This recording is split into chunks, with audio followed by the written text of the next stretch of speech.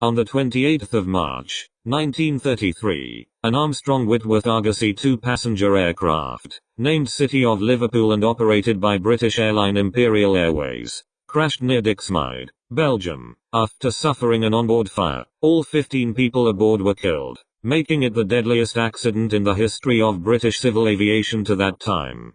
It has been suggested that this was the first airliner ever lost to sabotage, and in the immediate aftermath, suspicion centered on one passenger, Albert Voss, who seemingly jumped from the aircraft before it crashed. The aircraft was employed on Imperial's regular London-Brussels-Cologne route, which it had flown for the previous 5 years. On this leg of the journey the plane was traveling from Brussels to London, which route would take it north from Brussels heading over Flanders before crossing the coast for the 50-mile, 80 km, flight across the English Channel and then making the brief traverse over the Kent countryside to land at Croydon Airport in Surrey.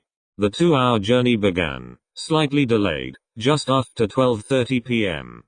While flying over the fields of northern Belgium, the plane was seen by onlookers to catch fire before losing altitude and plunging into the ground as the aircraft began its descent. A passenger was seen to exit the aeroplane and fall to earth without a parachute.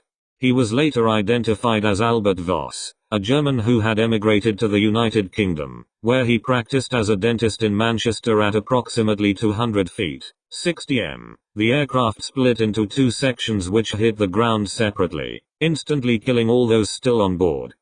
The subsequent investigation found that the fire had started towards the rear of the plane, in either the lavatory or the luggage area at the back of the cabin.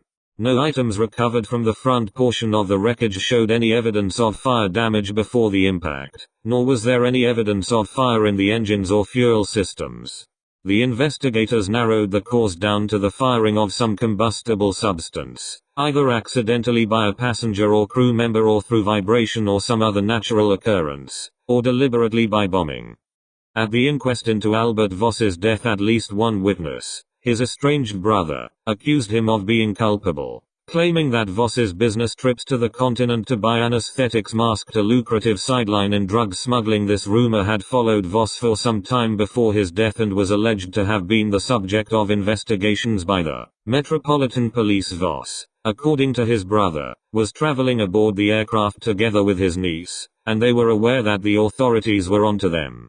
Under this theory, Voss sought to escape from the authorities by destroying the aircraft using various flammable substances to which his work gave him easy access and then bailing out in the confused circumstances, hoping that in the aftermath no one would notice one fewer body than there should have been. An autopsy showed that, other than some minor burns, Voss was unharmed before he exited the aircraft. The inquest jury eventually returned an open verdict, indicating that they believed his death may not have been accidental, but that they were unable, on the evidence before them, to come to a definite conclusion. Rather than the verdict of accidental death, the coroner attempted to direct them towards